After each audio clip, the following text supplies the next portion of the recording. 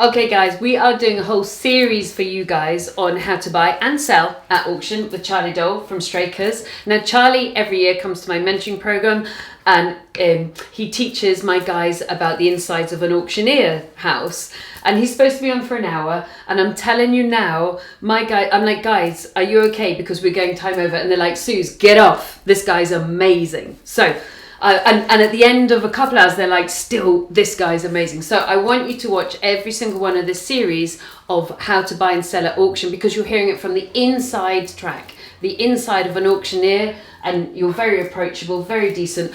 Because I think some of the people are nervous about buying at auction. They're a little bit fearful. It's an environment they don't know about, but it's my favourite way to buy. You can get amazing deals. So, question. Should I go and see the property before I buy it at auction? Because you did say to me, it's amazing how many people don't. What's your opinion? Oh, definitely, hands down, go and look at the property. I think it's the first thing you should do, personally. Right. I mean, one, you've got to decide, well, do you like it? Is it what it looks like in the picture, in the description? Yeah. It's not always, and that's whether that's auction or whether it's private treaty, however it is. Yeah. You know, with the way photographs can be taken and everything else, is it how it seems? Have they missed out that actually this is a lovely property, but it's in a horrendous street? Yeah. Or, you know, next door is a complete wreck, or opposite is, I don't know, a chicken factory or something like that. These things, you know, you need to go, whether that is to see the property itself, but also its environment where it is. Gotcha. So hands down, go and have a look at it. So talk me through the process of going to see, because if you've never done it before, how do you go see an auction property? I know it sounds daft, until you know, you don't know. No, this can vary from auctioneers. So many auctioneers will do set viewing times, and quite a few will list them. Actually, they'll have a viewing sheet so you can actually see when the viewing times are, and you can just turn up. Right. Strakers, we also have set viewing times, but we don't advertise them. You need to ring us and just say, I want to have a look in such and such, and we'll tell you when the next one is, and then we'll book you in and come along. Yeah. We purely do that just from a security, so we know who's turning up, if I'm going to be totally honest.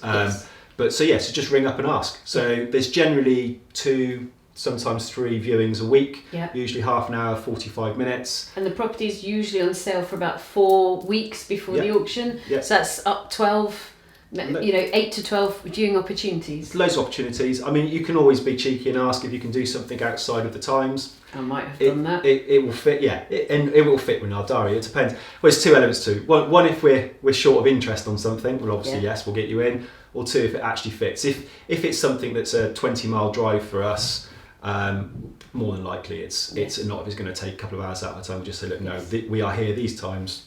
Have to have a look. But there's loads of ample opportunity if you get in there early. What happens if they haven't seen the property and then they still buy at auction? They can do that. We get that a lot. It's surprising. Do you really? Yeah, we always so post auction, the day after the auction. About 11 o'clock in the morning, we have a bacon sandwich, and we go through the list. Yeah, they go through the list of who's bought, and we go, that's when we sit down, because we have a little sweepsake in house about what prices we think we're going to get. Oh, that's so cool. Yeah, so we have a little competition about who's closest, and we're generally miles away, and I'm generally the worst as well. But we'll also mention who's bought it, and it's surprising how many times they're names that we've not heard of. We don't know who they are, and then we'll have a look through, and it's like, well, they haven't looked at it, they've not even registered for a legal pack.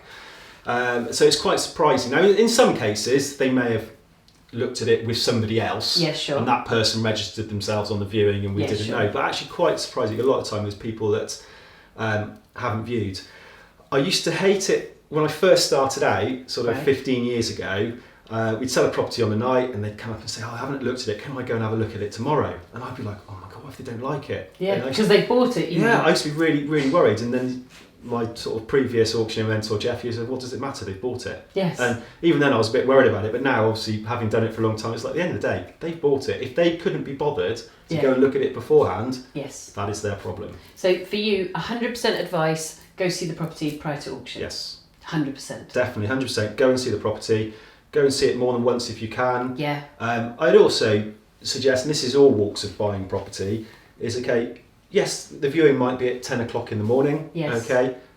go back again at other points. If you're going to do it to live in, go back at other times of the day. You know, if there's a school nearby, go and see what it's like at 3 o'clock. Yeah. You know, I shouldn't be saying this, but do that. Do your due diligence if you're going to live there. I mean, if you're doing it as an investment, it's not such a big thing, but certainly if you're buying it, it's going to be your dream home. Yes. Go and check it at different times. Go and check it what it's like in the evening, etc. My lawyers always used to tell me that I had to go and at least drive past and check the property on the day of the auction to check that it didn't have squatters.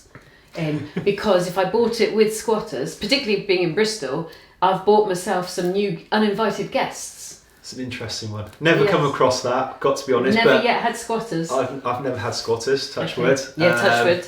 Well, certainly not come in. I've had squatters at the start that have had to go, but not squatters then appeared at the end. It's advice I've always had. At the end of the day, if you've got the time, and it all depends how far away the property is, one from where you live and two from where the auction room is if it's on the day. Yes. But if you've got the time, there's no harm in that, is there, at the end of the day? And then the other piece of advice I've been given by my lawyers is the bit marked out in red, which is the bit that you're buying. On the land registry plan, Thank you very much. That bit, my technical advice, is always go and make sure that matches what you believe that you are buying. Because it can happen that they're different. It's quite often they're different in some ways. One thing I've noticed is not so much on your traditional terraced, row of properties, because they're generally nice rectangular plots with lines around. But where we can find there can be issues, certainly in the villages more so, when they're interesting shape, bigger gardens, bigger plots, that where they've been transferred from what would originally have been the plan produced in the conveyancing years ago, which quite often were hand-drawn, and then they've gone off to land registry who are then computer-driven. Those lines aren't always necessarily in the same place, or there might be multiple lines, and the lines get drawn to the wrong boundary. Now, more often than not, if the plan is wrong, it's because it's been copied wrong. Okay, and that's something that's easily sorted. But definitely worth checking. You'd hope that maybe we'd notice that, but I can't say. Ultimately, it's buyer beware. There is an element of that. At the end of the day, if an auctioneer's got 150 lots in his catalogue, it's very hard to check everything. You notice when it's completely wrong, but more often than not, if those plans being highlighted wrong, it comes actually from a buyer. Gotcha. So go see your properties before buying and get yourself organised a month in advance. Now, I want you to watch this entire series. We're going to be releasing them, and also go and have a look at Charlie's website. It's Strakers. Can you spell it for everybody? It's STRAKERS. Go and have a good check out of what an auction website looks like. You guys have lettings and you guys have estate agency as well, so it's a really well-rounded business. But very interesting, if you've never looked at an auction catalogue, if you've never looked at an auction website, a great one to start with. And the areas you cover? So generally you cover most of Wiltshire, also touch into sort of Bath, occasionally Bristol, up to Gloucester. There you are. So kind of my area, I buy in Bristol, and we've known each other for quite a while now, so a great guy to work with. Thank you.